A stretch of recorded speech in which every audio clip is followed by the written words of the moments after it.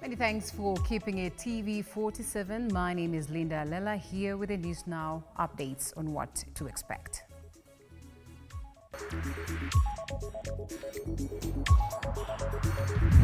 Top on news, Albert Ojang, who died while in custody at the Central Police Station, was subjected to assault and sustained severe multiple injuries.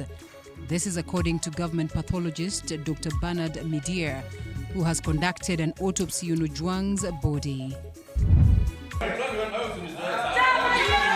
And the first day of the resumption of sittings in the Machakos County Assembly was marred by intense confrontations, with members of the County Assembly engaging in fistfights.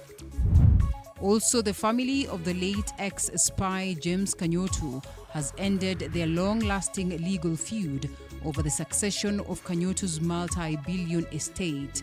The family explained that they had amicably decided to end the estate dispute after realizing that their various advocates were intentionally dragging the case in court.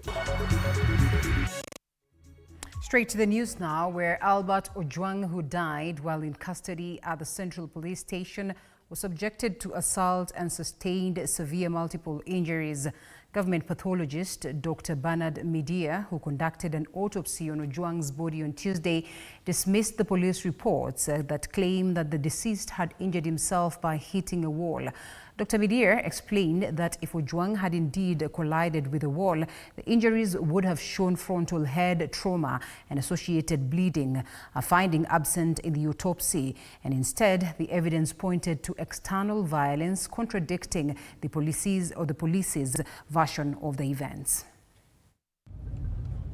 Following the autopsy that we've just done for 5 of us, we find that there were serious injuries to the head.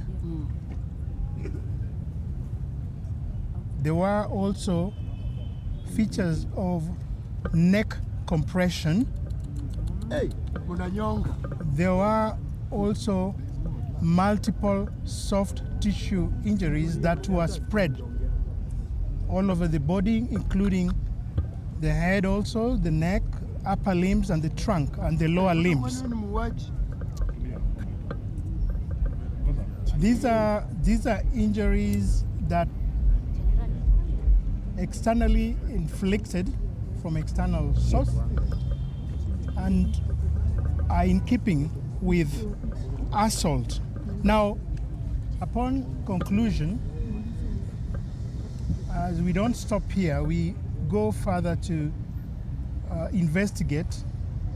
So we took various other samples from the body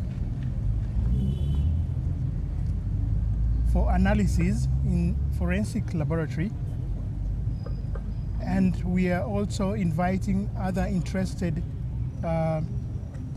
investigative agencies to come up and with findings that can corroborate what we have just found.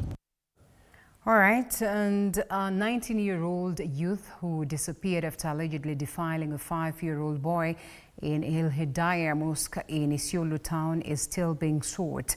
Well, it has been revealed that this is the second such incident at the mosque, and that the earlier case was not taken to court as it was resolved through maslaha, an alternative dispute resolution method mediated by local elders.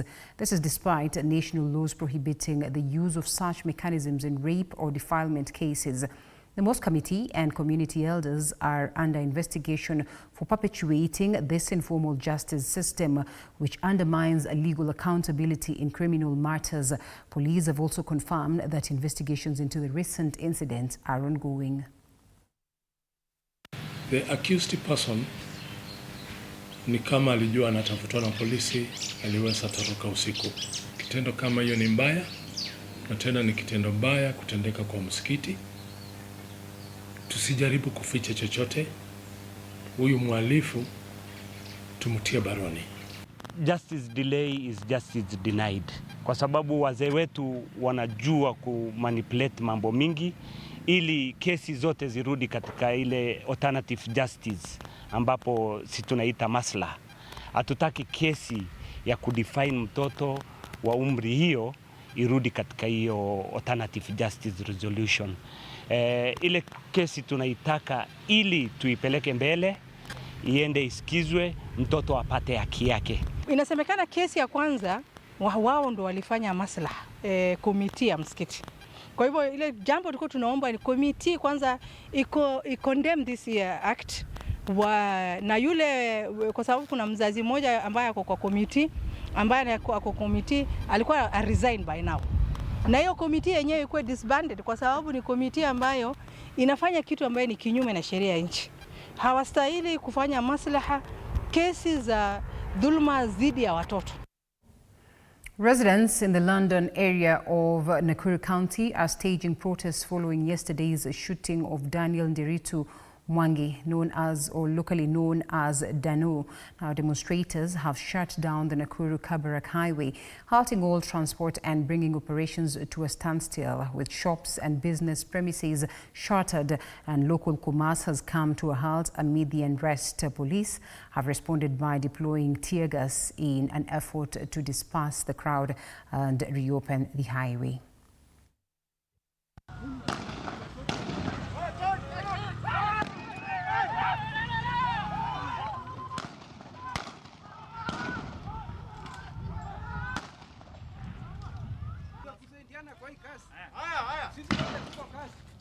Kai.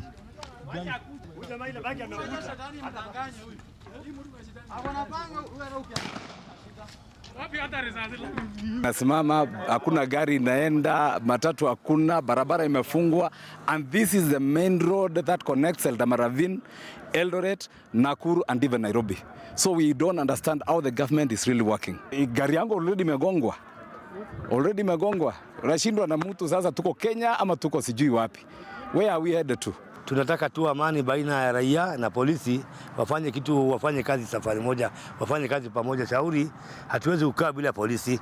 Polisi naye wakikosa, wizi itakuwa mingi. Sasa tunaomba waelewane, wale wameumia tunaombea Mungu wapate afueni haraka. Wale askari pia wameumia, tunaombea Mungu wapate afueni haraka.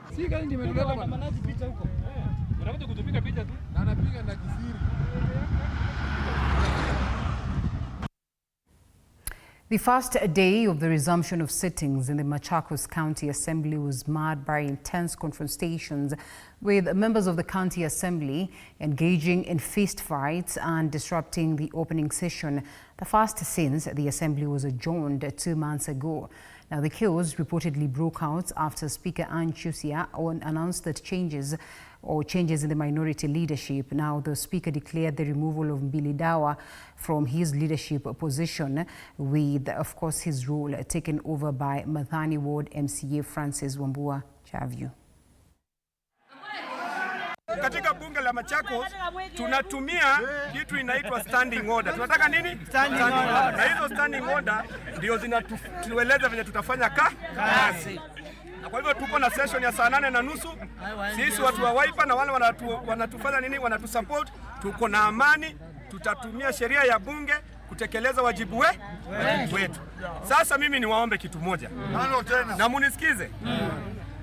Naomba kitu moja. Kwa sababu bunge iko na taratibu zake na mikataba yake, mutupe nafasi tu. Mutupe nini? Nafasi. Hili jambo sio ngumu. Wajumbe ambao mulichagua wako na uzoefu wa kazi, na kwa hivyo, kwa sababu nyinyi hamwezi ruhusiwa kuingia bunge. Si mnajua mtaruhusiwa. Na hatutaki ghasia. Hatutaki kurushiana maneno. Tafadhali, hatutaki kurushiana maneno. Hatutaki vita. Sisi ni watu wa amani, na waomba tu kwa amani mturuhusu tufanye nini? Kazi. Na kwa hivyo tu nawaomba, ili tusiwekelewe ati tuliita watu wakuja kuvuruga amani ya bunge. Ili tusiwekelewe. Hapana.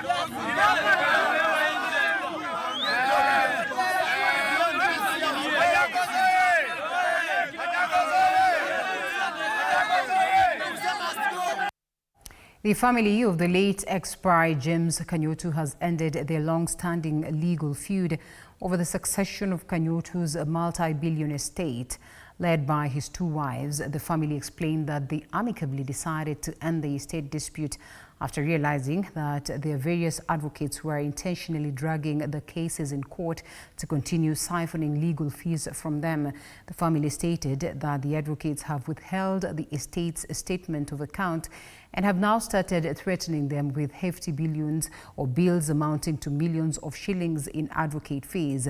They have now united in a bid to fire all the advocates and appoint a single advocate to represent them as one family. We have asked for statements of accounts of the estates from our various advocates, but unfortunately and unprofessionally, they have not obliged. Instead, the said advocates, who we shall not disclose at the moment, have been threatening us with hefty bills running into hundreds of millions, allegedly as the advocates' fees. A number of the properties of the late James Kanotu have been sold, amounting to more than 2 billion Kenya shillings. But the family has only received a morsel amount. You can imagine what the advocates are holding or have eaten. All right, emotions ran high at the Kiambu High Court as friends, family and former classmates of the late Purity Wangechi, a 19-year-old student from the Kenya Institute of Mass Communication, KIMC, relived the harrowing events leading to her tragic murder. While tearful testimonies were delivered as prosecution and witnesses recounted how Wangechi disappeared only for her body to be discovered the following day in a thicket in Kiambu. My reasoning is that he is not a minor. He's not a minor, he's over the age of 18. If he was below the age of 18, guilty. This or any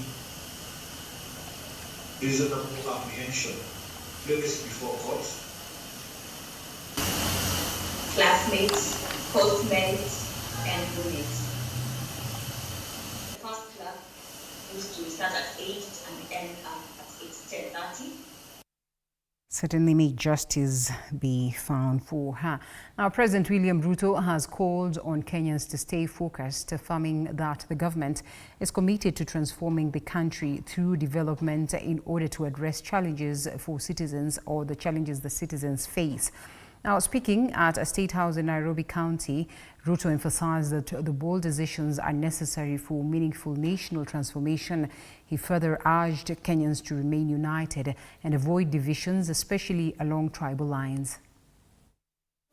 Kama tunasema tunataka kuwa kama nchi ambayo imeendelea, lazima we make decisions yenye itatusaidia kufika mahali wamefika. You cannot arrive there kama you are making the wrong decisions. Tumeenda kupatiana hapa manyumba, the first 1,000, 5,000 ingine iko tayari, Homa Bay iko tayari, Machakos iko tayari, Kirinyaga iko tayari. Kazi yangu mwaka huu ni kupatiana tu funguo ya manyumba, tukiendelea. Hii Kibera mnaona hapa Islam, ama hizi zingine zote hizi zitaisha in 10 years. There will be no slum in Kenya. We'll be living in decent livelihoods. Nchi inabadilishwa na maamuzi, decisions ya mimi kama kiongozi wa nchi hii. Nia yangu, mpango yangu ni kuunganisha Kenya iwe moja. Kuunganisha watu wote, mandugu, cousins, majirani.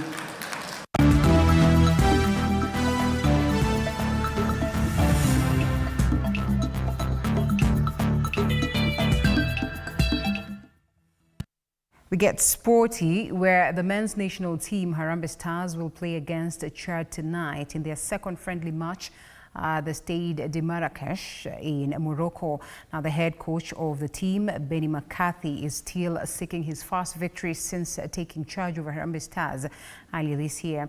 Kenya is using this opportunity to prepare for the Chan tournament, which will be held right here in East Africa in August.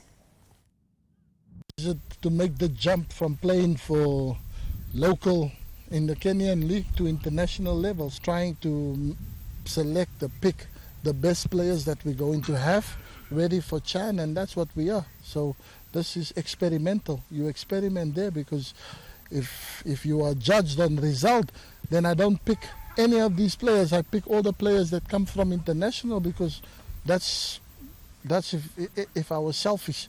But I want to be well prepared for CHAN, and I want to have a good squad. So you want to give everybody a chance. So that's what people, you guys, the media, have to understand. The fans have to understand. Rome wasn't built in one day. You're not gonna just come in there and then I make magic, then you have a castle. No. We lack composure up front, and that's what we work on today. Composure is really important in international matches, because you won't get a lot of chances in international matches. 2 or 3, you need to bury them, then the game. All right, Italy, Norway, Belgium and Croatia all recorded victories last night in the World Cup qualifiers. That is for...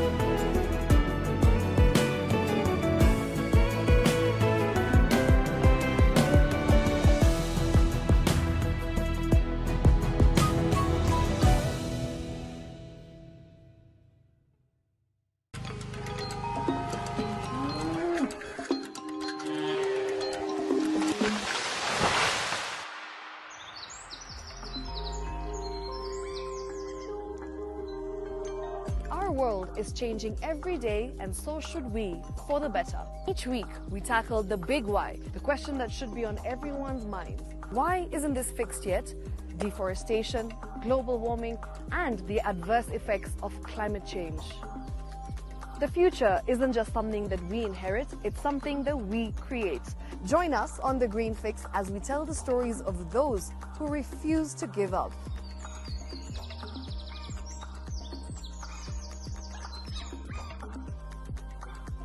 When it comes to fixing the planet, there is no time to waste. Join me, Shiksha Arora, on Thursdays at 9 p.m. on The Green Fix as we look into the big why, you and I.